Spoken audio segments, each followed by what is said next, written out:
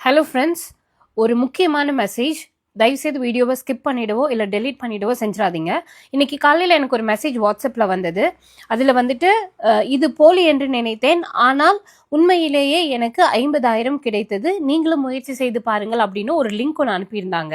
அந்த மெசேஜ் நான் கீழே வந்து உங்களுக்கு டேக் பண்ணுறேன். ஸோ இந்த மெசேஜ் வந்த உடனே அது ஒரு ஸ்கேம் அப்படின்றது நான் தெரிஞ்சது.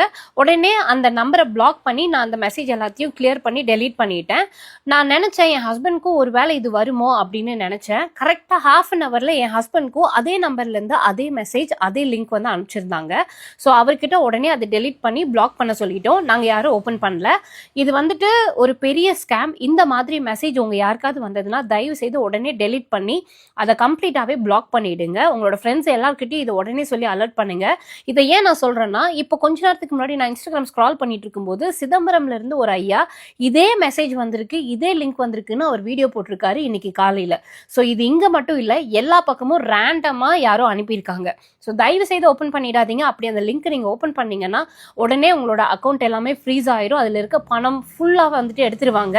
ஸோ இந்த மாதிரி விஷயம் உங்களுக்கு நடக்காமல் இருக்கணும் அப்படின்னா தயவு செய்து யார் எந்த லிங்க் எந்த ஃபைல் அனுப்புனாலும் ஓப்பன் பண்ணாதீங்க.